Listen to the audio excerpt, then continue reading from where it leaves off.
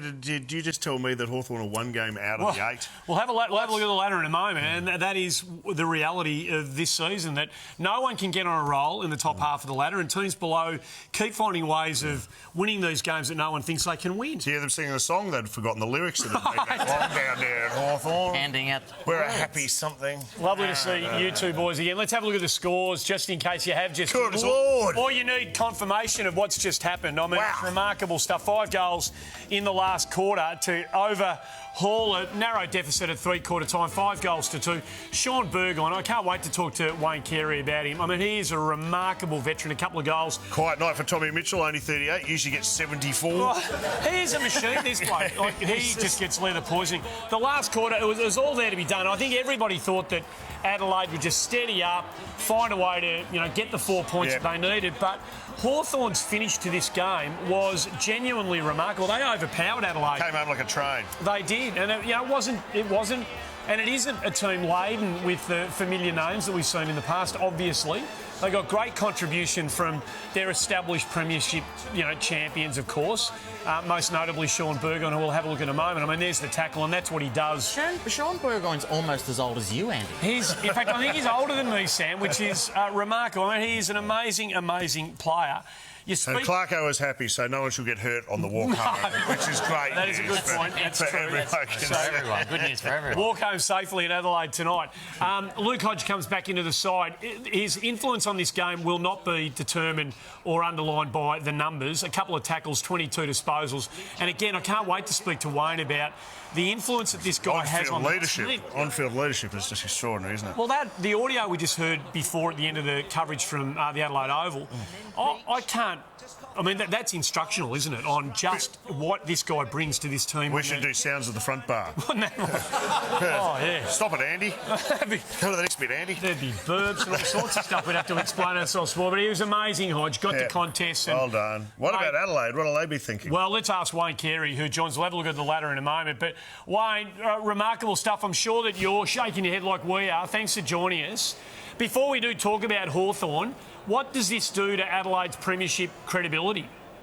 Oh, look, given that the season's so close, we've now seen twice in 3 weeks 17th beat first. Carlton did it a few weeks ago against GWS. It's just a remarkable season. Well, for Adelaide, it's a game that they would have thought they would win here at home, but once again it shows you that this competition just keeps throwing up surprises. Wayne, you've been listening to Luke Hodge. I mean, you're a great captain, obviously, and you led from the front, but you've been listening to Luke Hodge all night. We've heard a bit of it. Let's just play another little snippet from Hodge, and then I'm really keen to get your thoughts on your observations from him tonight. Did you have someone? You stay with him. You stopped his heels there. You go with him. You all got worried about Eddie Betts. You've come up here, and then you've gone back to find him. What's our rule? Yeah, mate. Play on! Play on! That's play on! That's play on! Oh! Did he go for Mark? Wayne, a little bit of gamesmanship there at the end with Taylor Walker, but the first 2 bits were the things that were really interesting for me. He's got his head so broader than just his own game. He's actually coaching these guys who have got their own roles during the siren-to-siren stuff. That seemed pretty remarkable to me.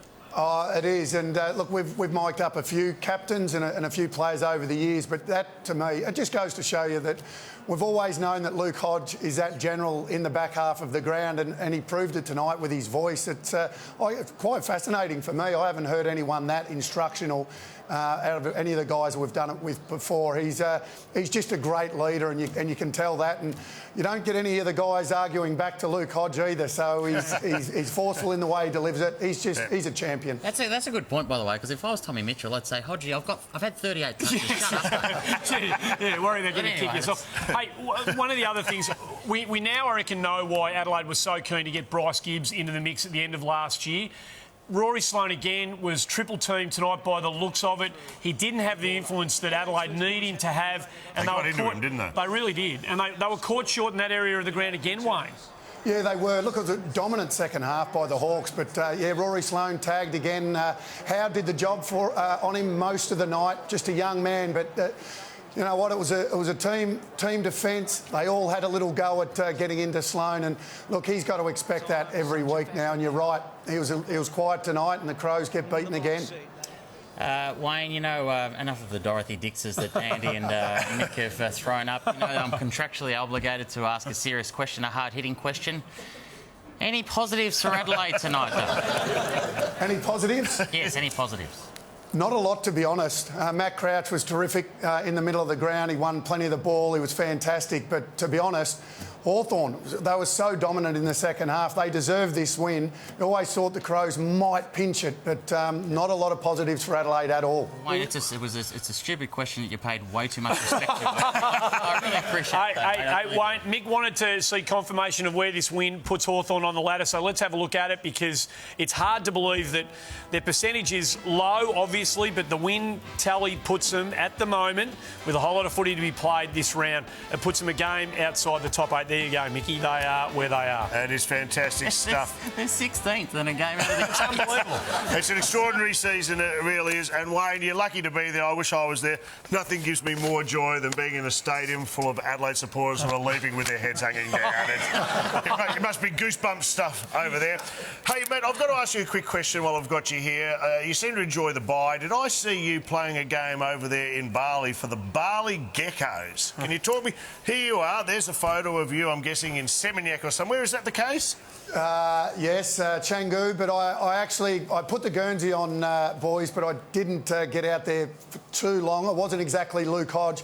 Ran out for about 30 seconds and didn't get a touch, statless. So I don't think I'll be going back anytime soon to play footy. Where do teams from Bali go for their end-of-season trip? Like, do they go... they all turn up in Glen Waverley going, yeah, ooh, here we go. What do they do? No, not even going to answer that one, are you? That's the answer you should have given by any positives for Adelaide question. Hey, by the way, I know Wayne Carey's a great commentator. Lucky that you're up in the box, because you don't get to go down in the rooms like Brian Taylor, because Roaming Brian has revolutionised the post-match interview because of the amazing insights he gets in the winners' rooms. And just come in here. Yep, over here. What's in here? This is a room with nothing in it, really, other than a bit of property, so we're wasting our time coming in here. I feel for Brian, because, mate, that room gave him nothing. No, the room gave him nothing. It promised plenty. Someone's got to give him a floor plan before he does his Google thing. Maps or something. Hey, Wayne, you've done a great job tonight, but if you don't mind, one mild criticism towards you is that you've been at Seven now for some time, and I don't think you've ever pulled your weight by breaking any big news. In the whole time you've been here, you've never brought anything to the table, slapped it down and said, bang, cop that, there's some hard news. Is there any chance, any danger, somewhere, sometime, you'll come to the table with something that no one's heard before? I normally leave that to Tom Brown or Sam Scoop McClure, but I've got one for you, boys. What's that? Right. The front bar is moving to 8:30 Thursday nights. Can you believe that? Bang! You boys are moving to 8:30. No, I can't believe that, actually. And this is the first I'm hearing it. No, it's Have you true. had that confirmed? It's Good confirmed. Lord. That's going to end in tears. No, Someone's going to lose a job over this. Is that true? I've got a Pilates class I'm going to need to... Hey, Wayne, thanks so much for joining us. A remarkable game over there in Adelaide tonight. Congratulations on the coverage, and thanks for joining us on the front bar. Wow. Thanks, boys. Wayne Carey. Hey, I'm just being told that is true. Are you confirming that? I'm confirming that 8:30 Thursday night, the front bar will be on next week. You know what that means? For first time, we'll be going head-to-head with MasterChef. Right. With MasterChef. And that'll be confusing for people, because they'll be flipping over, looking at me, thinking, geez, Matt Preston's on 2 stations. What am I? Am I 10? Am I 10? Am I 9? Good point. And they'll look over there and they go, wow, George Columbaris is not looking well. You could say that he is looking particularly fit and healthy. You could say that. And what would they say about you? Wow, there's Poe. That's big news. It's big news. I guarantee you this, though, we won't be changing anything at all about the show by moving to prime time. Although the cash cow will be working the bar just over there. So that'll be the only... So I'm still required, am I?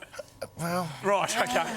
That's another bombshell that we don't want to break just Happy yet. days, I'm happy about that. Anyway, there you go. And that is so 8:30 next Thursday night. Tell everybody about it. Tweet it, Facebook it, Do all those things. Tell the world. Do whatever you do. To one of Andy's mates, he can send a telegram. Stick around. We've got a big show to come. Peter Carey's going to join us. Derek Kickett's going to join us on the other side of the break.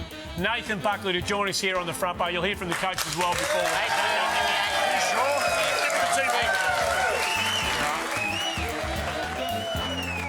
Don't miss any of the action this Friday night. It was way back in 2011, the last time the Bombers beat the Swans. It's 50! He's missed! But this Essendon team is coming off a demolition of finals fancy Port Adelaide. Essendon are in the eight. Can Buddy Swans keep 2017 on track, or will Joe Danaher continue his rise? It's Sydney versus Essendon on Friday night. Friday night footy. Live at 3 on 7.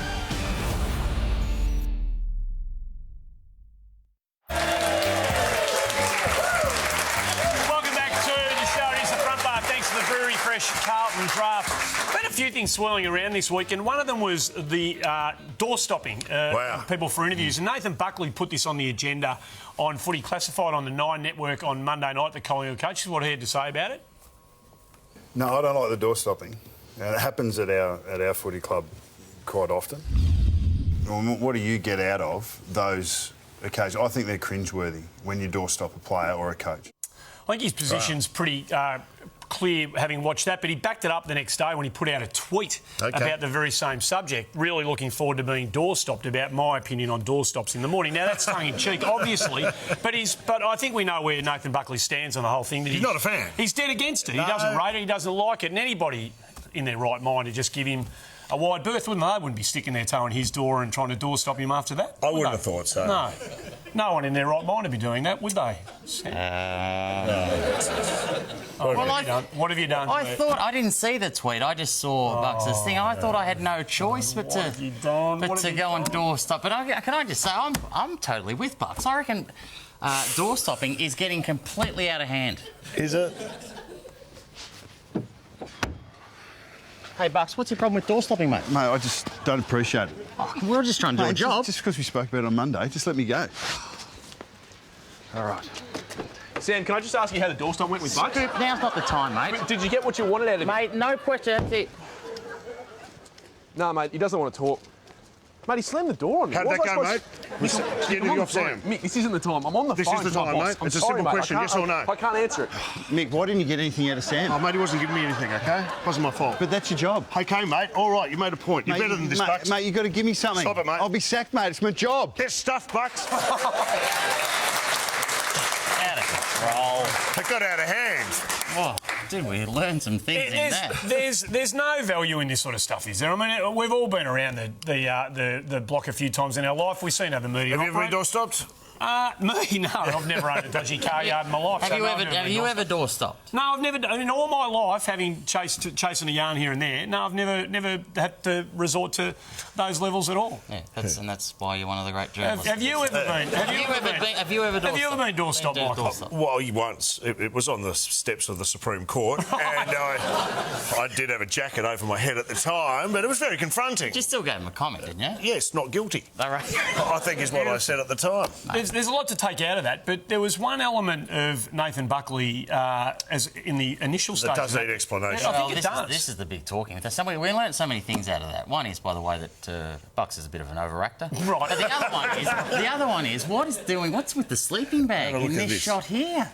What's he? He's just pulled that out of the boot. Pretty sure there was a slumber party at Tyson Goldsack's house, so that's obviously the reason there. I tell you what it won't be for. It won't be for sleeping out for grand final tickets this year, will it? You're giving up already. I'm the bad guy. So, OK, if he's made his position perfectly clear about door stopping, if it is to happen at Collingwood in the future, have you got any advice for... I think it's fair enough. I don't think anything is added to it. And by the way, I thought he did very well. I thought Bucks with that whole issue. Yeah, showed he... That's a good way to do it. Really didn't give us stuff. No. On the front foot, Andy. Well, how would you suggest you handle door stoppers if anybody... I think the classic was Plugger. I think he showed you how you should handle it. If someone sneaks up on you and you don't want to answer any questions, there's nothing that says no comment like a crutch to the face. Right.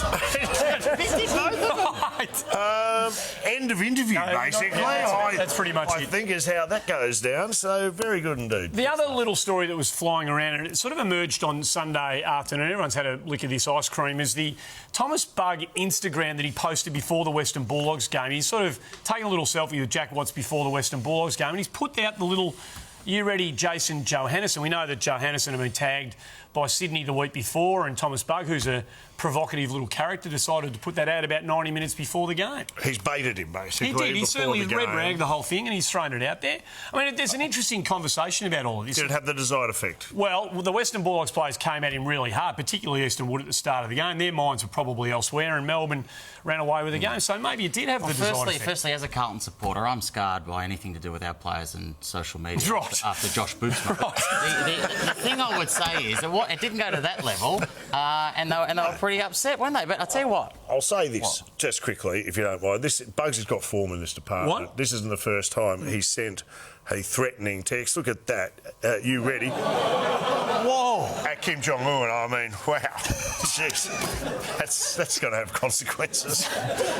Don't you think? Apparently he Snapchatted Putin as well. So he'll do anything, Tommy Bugg. Hey, he did. Tell you what, speaking of people who aren't, I know the Western Bulldogs players didn't respond well. They weren't happy with Tommy Bugg. Fair call. Tell you what, the guy I do breakfast radio with, Jonathan Brown, very, very upset with you, Mick. With me? With you, Mick. Why would he be upset with me? Well, possibly for these comments you made on the show last week about him. He's not the sharpest tool in the shed. To be honest, the word simpleton springs to mind on occasion. He is a... We're with Brownie. Well, one is, in terms of the source... Your show's like of mice and men. Tell me about the rabbits, Lenny. I mean, he's not you could do that show with a sack of potatoes. Oh, jeez, it's worse. What? I can see how that could be. I can see how that could be misconstrued. Look like I was having a go. By the way, Brownie, misconstrued's a big word. That means not quite understanding. Okay, so that's... Stop. What are you talking about? No, I don't know where to stop. He's not happy. Well, I know he's not, because that'll explain this Instagram I received this week. Right, there you go.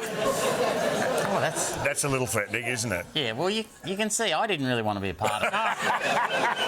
I told him don't do it, it'll only inflame the situation. But, yeah, mate, you should be pretty worried. Have a look at that. That is a bit scary. Hey, speaking of Brand, he's got his game face on there, and he had his game face on the week before when he did something he doesn't normally do, and that's throw out a pretty big bombshell about a player and a potential big trade. And he was talking about Josh Kelly, everybody thinking that it was North Melbourne and St Kilda that were leading the running for it. And, of course, Jonathan Brown came out and said, no, it'll either be the Giants or he either stays at the Giants or goes to Carlton. That was his big story last week. Has he had any sort of bombshells to drop this week? Well, I door-stopped him. Oh, did you? Right, OK. Yeah. And he unofficially, off the record, told me not to tell anyone. He said that North Melbourne are right into Dustin Martin, and he could be... Dustin Martin could be going to North next year. Well, what do you think about that? Okay, he's gone. I'll tell you, he's gone. Why would he leave a powerhouse like the Richmond Football Club to go to an outfit like the North Melbourne? This is what he'd be leaving us for. Here they are honouring their champion, retiring his jumper, and also retiring about 35,000 seats, I think. 29. That number actually represents how many members they have at the moment. Oh. Why would you go there? Why would you leave a big club to do that? And if North or any of the clubs after him have the money, that's where he should go. It's a short career, and they should take what they can. Right. So if they have the money, so that'll come from big sponsorship, obviously. Yeah, big corporate giants who back the footy club. Which they have down at North Melbourne. You can clearly see and have a look. There's the Spirit of Tasmania handing out leaflets. Obviously, there's some big coin there. Oh, look out! The Spirit of Tasmania is off to the toot. God, that's a board member, you know that. No, I think that was actually Boomer Harvey. I think it's good to see they still keep him around the club. Where's an iceberg? He will never... So you're dismissing... I'm dismissing all the above claims. Dustin Martin will be a required player at the Richmond Football Club for many years to come. Not worried about the little story that bobbed up in today's press about Hawthorn expressing some interest in Dustin. When Hawthorn goes after its man, they've got a good record of getting them. Any problems with Hawthorn coming after Dustin Martin? No problems whatsoever. No problems whatsoever. We've done as much as we can. We've given them Ty Vickery. What else do you want from us? Time for a break here on the front bar. Thanks to the Brewery Fresh Carlton Draft. When we come back, one of the great umpires celebrates one of the great milestones in footy when he joins us. Peter Carey to jump behind the bar next. Don't go anywhere. Derek Pickett and the coach is still to come.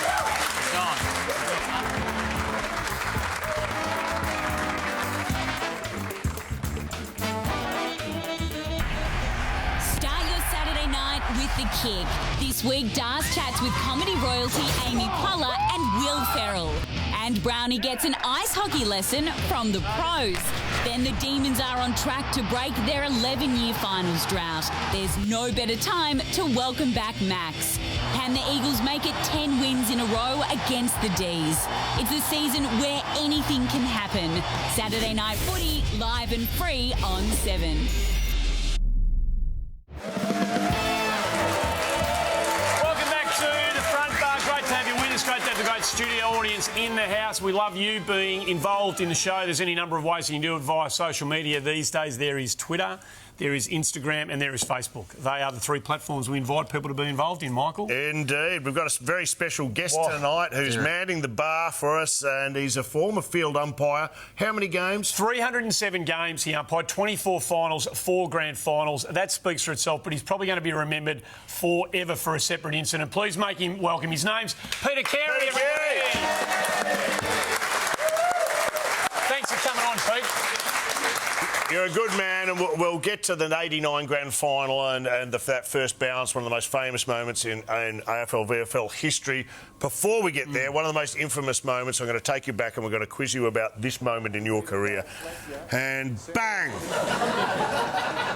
It's hit you right on the tits there, Peter. You've taken it. Did you? I have to ask at this point, did you think about taking the kick? Did it occur to you at all? If you have a look, I nearly handballed it.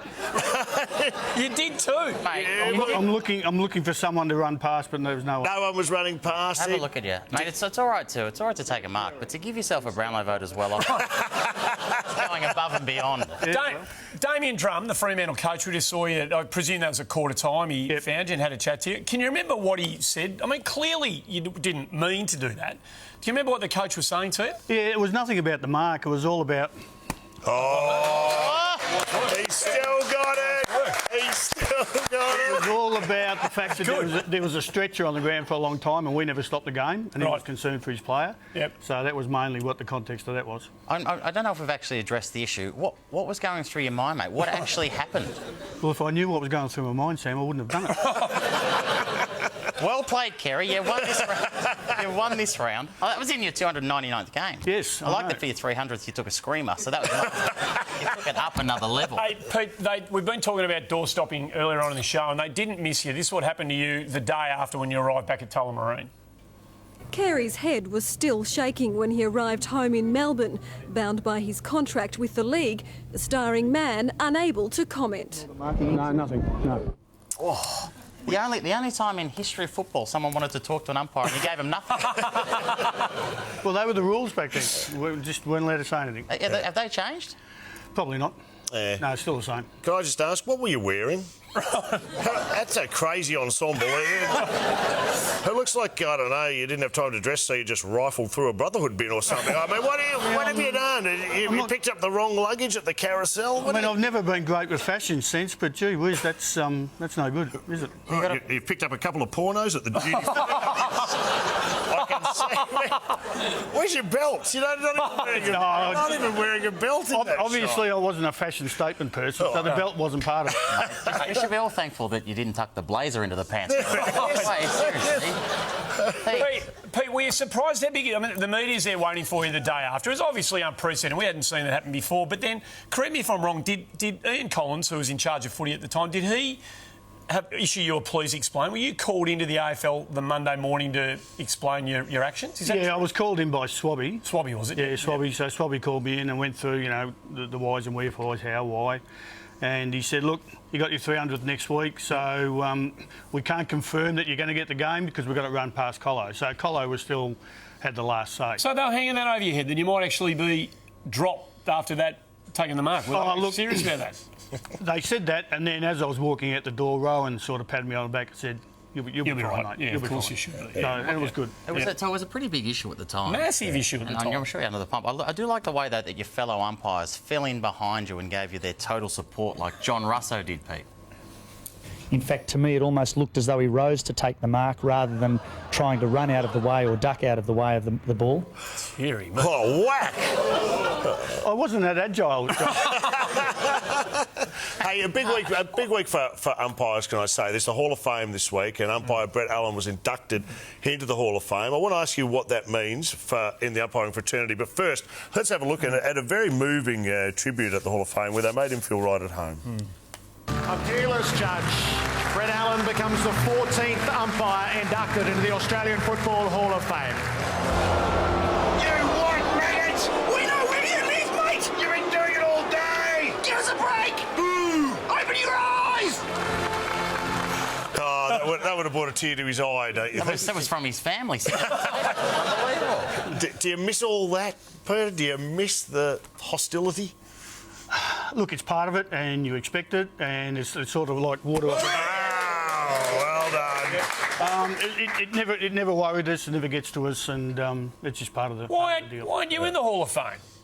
Well, probably not good enough, Andy. Turn it up, mate. 4 grand finals. What, as a player or an umpire? I'm not sure after we've seen his marking. Well, I didn't even get the car for the mark of the year. That's a disappointment. We should, before... You're going to stick around, by the way, but before we get off or too far away from the Hall of Fame, we should all put our hands together for Malcolm Blight, who was inducted, elevated to legend status. And one of the great players, of course, two-time premiership winning coach, and of course one of the great characters of the game, Blighty. Yeah, so stick around, Pete. There's a whole lot of other stuff we want to talk to you about on the way through. Hey, one of the other big stories of the week was the fact that every AFL player, as of yesterday, is 20% richer. The CBA negotiations, which have been protracted, they're halfway through a year. Basically, the players have been playing without a contract, a group contract. That got resolved this week. It's much like us at Channel 7, then. That's great.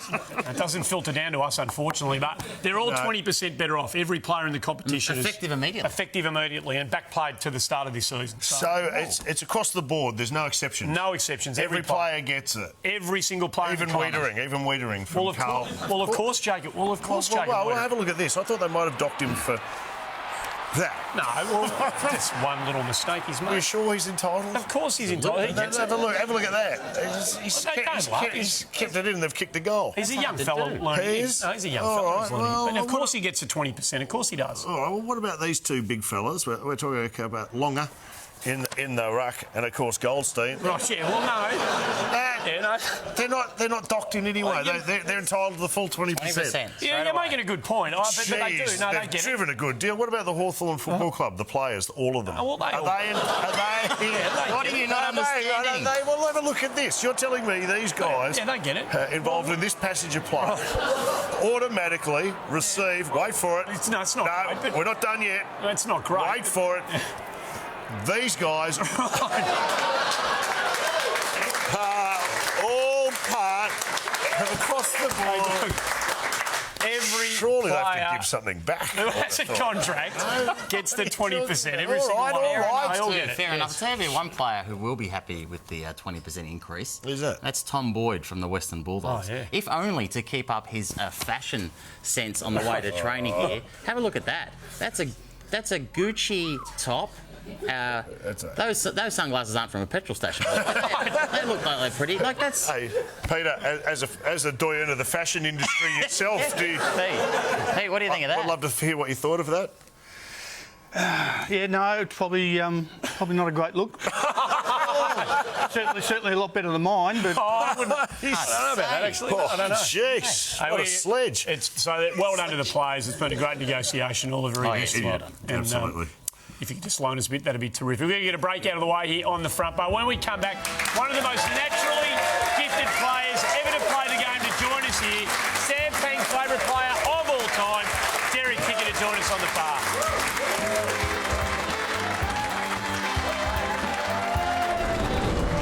You don't know me. You've never seen me play. You may think I'm a nobody, but come this October, who you don't know can hurt you. One of the greatest tries, you'll see it. There's only one place you can see the Rugby League World Cup. 7. The world is coming to Australia. The Rugby League World Cup, October on 7.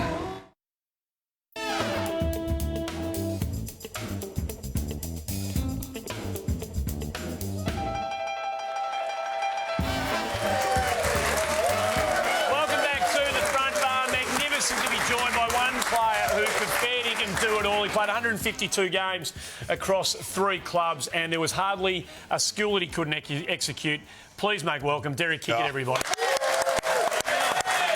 Now, Mickey, this could get a bit uncomfortable here tonight. This is...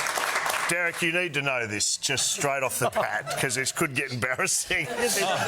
You are actually Sam Pank's favourite footballer in the history of the AFL stroke of VFL. And sitting between you, I feel like I'm chaperoning a date. So I just want you to know if it gets uncomfortable, we'll get a safe word up and running and we'll put him to his pieces. But he's genuine, and we're all in awe of you and your exploits on the football field. But he holds you in a rarefied atmosphere, don't you? You comfortable with that? You're all right I'm comfortable with that, mate. We go back a long way, don't we? We do, but I want to say, the thing is, I hope you're fine with maybe for the next 5 or 6 minutes I just sit here and talk about how great you were. You all right with that? No, I'm not comfortable with that.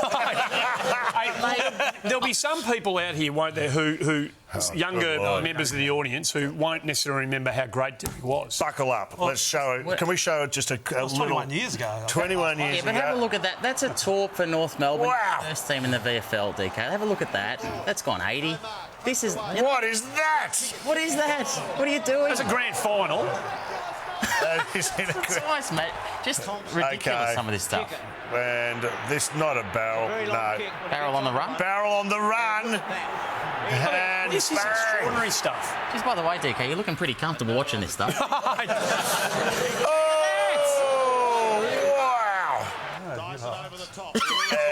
Here we go. What is going on? Another grand final, so 96 GF. That's a barrel from outside 50. He's gone about 15 rows back. This one is just ridiculous. You leave about 5 Hall of Fame members in your wake here as you run through that West Coast defence.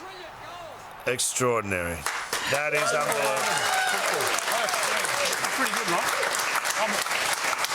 I'm happy with that, especially my grandchildren will be happy with that. So. Yeah, I bet they will. But is that the way you always played the game? Did you feel like you had no other way other than to play like that? Well, that's playing natural football. Today's football is not natural. That's a good point. So you're happy you're not...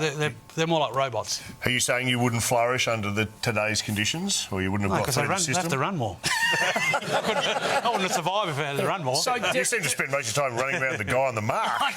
Just making up stuff. You're one of the great assessors of a torp. I mean, you know... I love the barrel, and if I could, I'd legislate to make sure the barrel was somehow an essential part of the game, where you had to kick it from out from the goal square, or you had to do something. But they're some of the best barrels I've ever seen.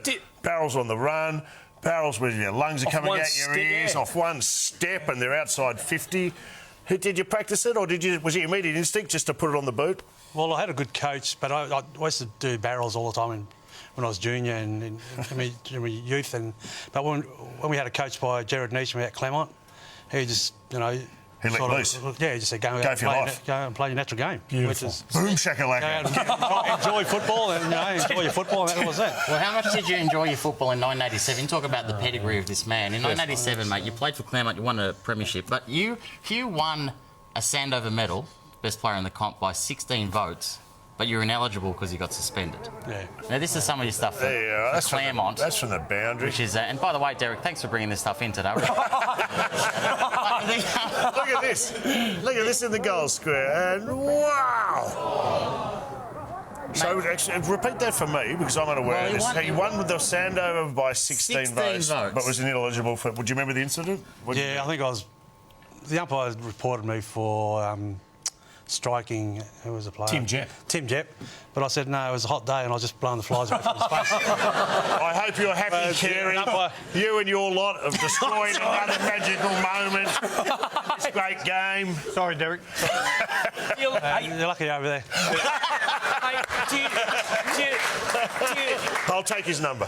Derek, do you like watching? You talk the natural instincts with which you play the game.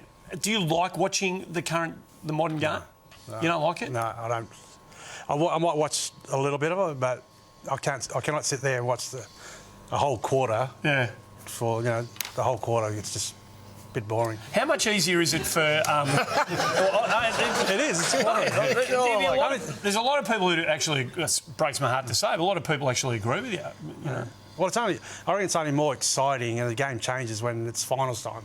When it's finals time, there's pressure on. The guys a bit more wary of their players, so they pay a bit more attention to their players and play one-on-one, whereas the home and away season is just more run and flow, That's a bit rich from you, who didn't pick up a man for 150 games. And how many games did you play?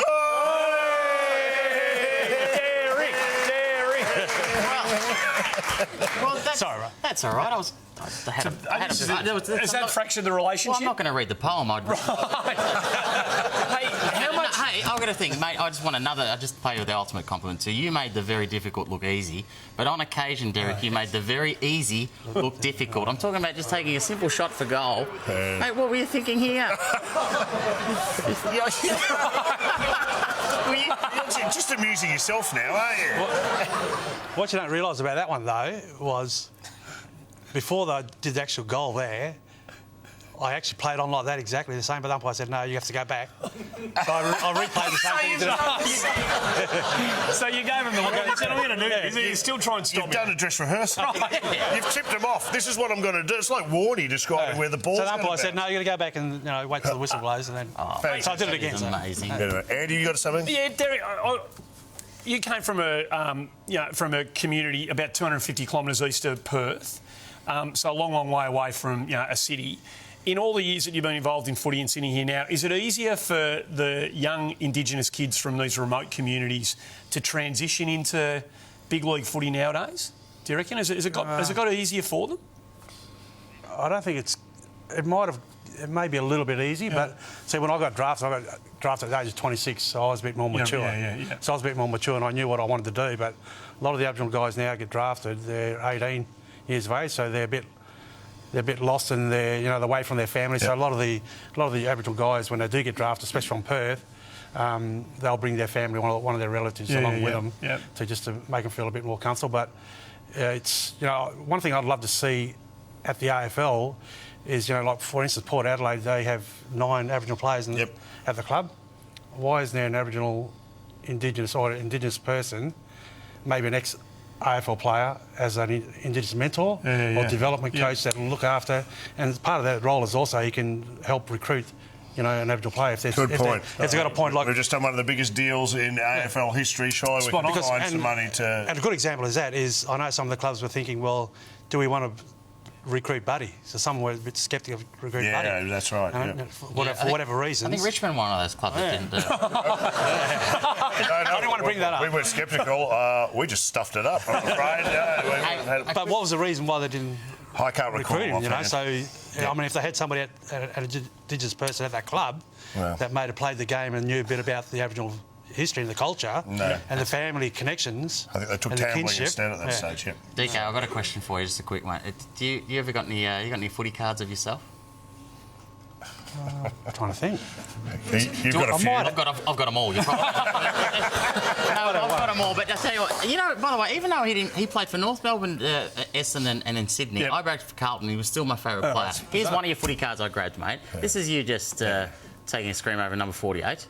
Most people just pose in the handball position or something, but you've gone berserk. I don't know what it is. It's a beautiful footy card. That is fantastic. Oh, you know what? That's the best footy card I've ever seen. This one possibly could have beaten it. It was footy card. That's Phil Carman going the full Carman. Got the afro upstairs and downstairs, which is a fantastic move. Those boots don't look good. Those boots don't look good. They don't indeed. Mate, you are everything that's great about this game. You played the game in a beautiful. You made the game beautiful, mate. And I just want to thank you. Thank you.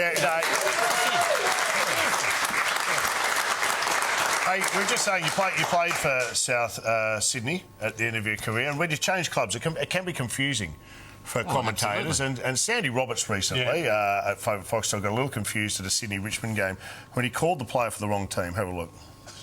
And the big man has taken the mark up against his old side. Toby Nankervis can go back and bring Sydney to within 8 points. Let's just clarify that because he has changed teams. He was also late to that game because he drove to Lakeside Oval. Sandy. But Sandy's got a rich history. It may have been a senior moment, but he's got a rich history of getting confused on occasion. We all remember him many years ago back at the Spring Carnival. And in fact, we still have Miss Australia with us in Leanne Koch and Leanne Dick, I should say. And Leanne, it's going to be very interesting. Any excuse to replay that is what I'm saying. Sorry, Derek had to see that. We've got to let you go. It's the hard one last, and we all know the story of 1993, Sam, and I know the grand final played every game, and we know the relationship between you and Sheeds was fractured from that point forth. Have you broken bread with the coach who didn't pick you in that grand final side since? Have you caught up with Sheeds at all? No, I haven't. I've rang him a few times, and I've got my associate here in Melbourne to ring him a few times and spoken to him a few times, and he said he doesn't want to speak to me. So is that right? So whatever reason he's got, maybe he's hiding something that I don't know that the public should know. You know what people forget, by the way, about that season? You played every game and then got dropped to the grand final. In the last full game you played in round 20 against Footscray, you kicked 8 goals. You kicked 8 goals. I know you were there, so you probably know it. But that is true. People forget that. Yeah, I'll put it this way to you. In all my footy career, I've never spoken to, after a Thursday night after a training session, in all my footy career, I've never rang the team manager and said, am I in the footy team? That week of the grand final, I rang Danny Corcoran. And I said, am I in the footy team? And he said no. Because you knew, or you had a feeling, I had a feeling that was going to happen. That I was going to get dropped.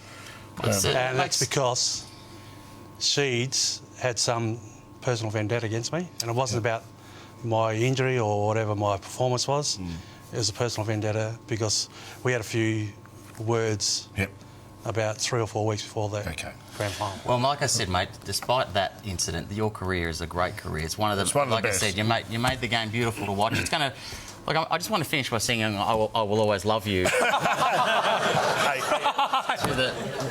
know of time. We are going to break. We can't do that. Just quickly, can I say congratulations to Munguk Footy Show. You're on there tonight. Yeah, you went over their 10th anniversary. 10 years, what a well great show it is. And good on you for doing it and being a part of it. Thanks for doing our show. Thanks for everything you brought to the game. We thank you for it. It was a beautiful thing watching you play footy, and we appreciate you being on the front bar tonight. Thank you. Derek Kickett, our very, very special guest. On the other side of the great mixed multi, not too far away, you're still going to hear from both the coaches. Don't go anywhere.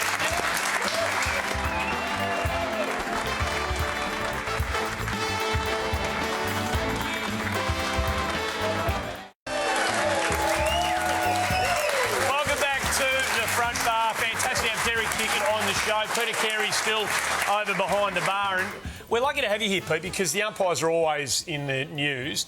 One of the big stories regarding umpires has been the bounce and the future of the bounce. And one of the reasons umpires are saying they might want it out is because of injuries sustained, shoulders and backs. All the games of footy you've played and all the bouncing you've done, have you pulled up okay? No, my back's shot. Is it? Yeah, it's gone. And do you reckon that's because of the repetitive nature of what you had to do? Yeah, pretty much. I mean, I'm not the most flexible person, but having to bend as far and put as much pressure on to get a bounce up over 18 years, it takes its toll. So should it be gone? Are you an advocate for getting rid of it? Oh, look, it's a great skill when you can do it really good. It's a good feeling. When it goes straight up, it's great. But, the times change, and the fact that they're throwing it up now around the ground. And look, we had cricket pitches and we had the rubber discs and all that sort of stuff to help us, whereas now they re-sow this turf, and it makes it really difficult for them. There's also 4 of those lazy bastards around too, isn't there? I mean, back in your day, are you doing it 1 out or 2? Well, I can make a comeback now, Mick. Hey, by the way, speaking of centre bounces, though, your centre bounce in the 1989 grand final is it was part of one of the most memorable moments in history. Not necessarily the bounce; it's a fine bounce. But what happened all around you, though, Pete? This is carnage. Just like. Dermy's Mark Yates is running at Dermy. Ablett's taking a mark. Well, you're right there. What do you remember? Look at this. Well, I remember that the bounce went off, so that's okay. That's tradition. That's how we're supposed to do it. And then, of course, the ball got kicked down towards Ablett. Now I've got the play, so I've got no involvement anywhere else. Brian's following the play as well, so everything happened behind Brian, so we had no idea what was going on. And, of course, Ablett kicks the goal. I come back to the centre. Doomy's on the ground. He's throwing up everywhere, and I'm thinking, my goodness. Right. I've lost control here. It's you would have got writer's cramp writing out reports, I reckon, on that day. So it was now a matter of how long before Doomy's seek and destroy. So, in terms of the carnage on that, can you remember a game like it where bodies were as battered as they were at the end of that one? No, that was a truly bruising. Jeez. I wasn't ready for that one. No. You can do it again, Pete.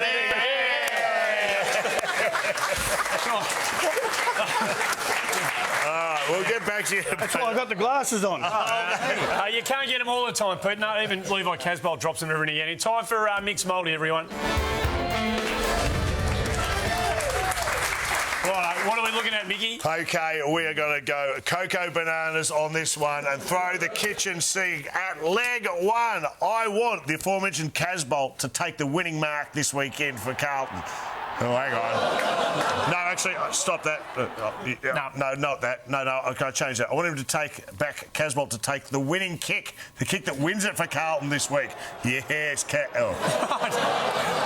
can I take anything that doesn't involve Casbolt? Well, yes, yes, you can. You can't have any, but I'll tell you what you can have. You can have Jack Revolt to kick the first goal on Sunday against the Mighty Blues, and I'll give you $7. Lock it in. That is a done deal, people. Here we go. Leg two, and this is what I want to take the field to beat any horse this race caller calls first across the line.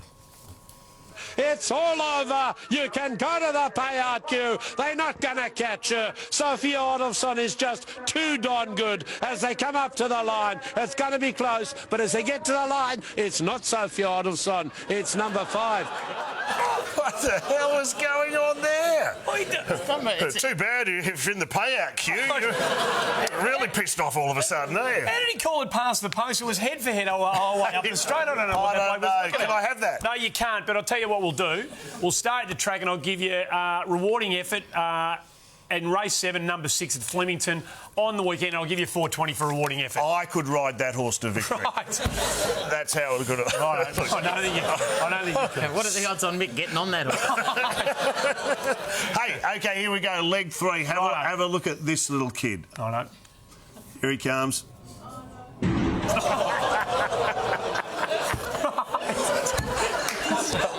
Oh, dear. I'd like to wager that that's the youngest child ever to fail a concussion test. Ever. They made him count to 2 and he couldn't do it. You can't have that. Couldn't do that anyway. But you can't have that. But there's going to be... You can't have it, but there's going to be plenty of bash and crash this weekend when the Italians take on a fired-up Wallaby outfit in Brisbane. How about you get on the Aussies to win by 30 plus, and I'll give you $2.10. That's very short, but I will take it and run with it. Here we go. Let's boot this baby home. Leg 4 of mixed multi. This is a ripper. This bloke to lose his ratings 1. And it's the ball. Don't panic. That car was insured for fire, theft and headbutts. So you can't. It is. Lock it in. No, you can't have it, but I'll tell you what I will do. How about for the last leg, you take Daniel Ricciardo for a podium finish in the Azerbaijan Grand Prix. I'll give you $7. You owe me, Ricciardo. Right about you owe me. Right. Bag him up. What do we got? $4.32. $4.32, you idiots. Get on board. To get on Mixed Multi. It can't lose. Jump on the Sportsbet app. Nothing short. Mixed Multi under megabets. You do it responsibly and you have a crack and you have a fun on the way through. Stick around. We're going to break out of the way here on the front bar. When we come back, Mickey in his last shout. Oh, yeah.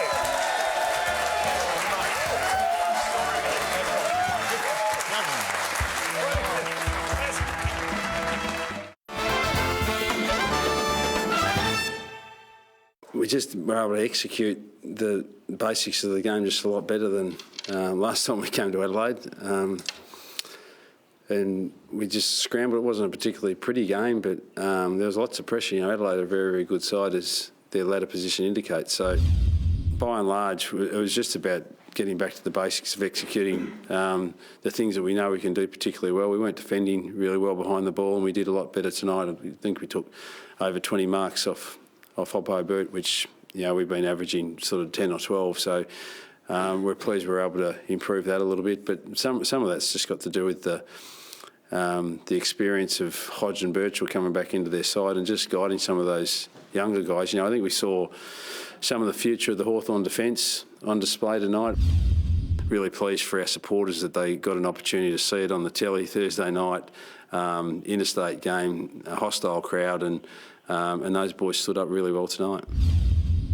Disappointing night. Disappointing for us, coaches, players, members, supporters, all round. No other way to describe it.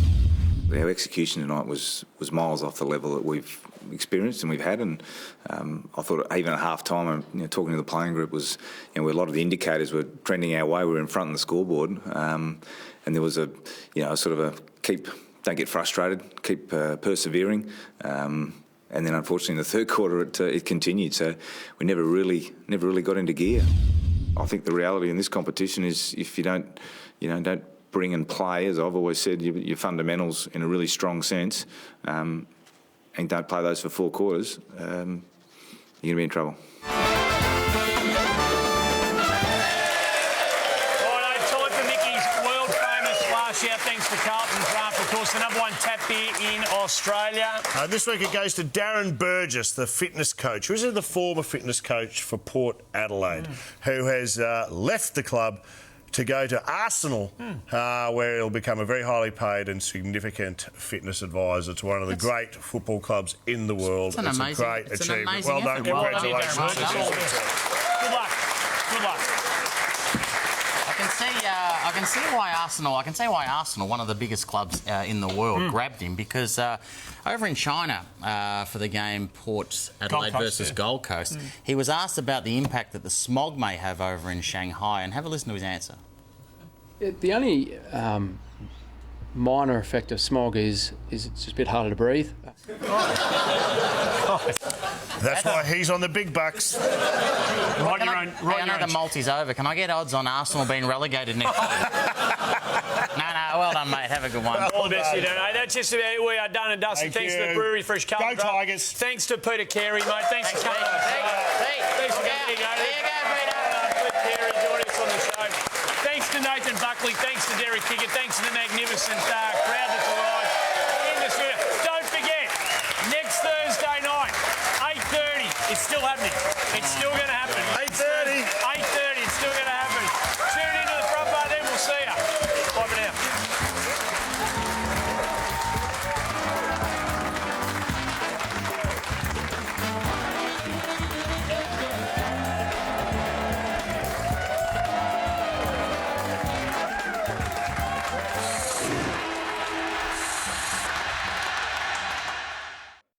Watch the best crime shows anytime with Plus 7. The new detective series, Battle Creek. I hate them. Murdoch Mysteries. That's it. And Bates Motel. Plus 7. Watch the best shows anytime.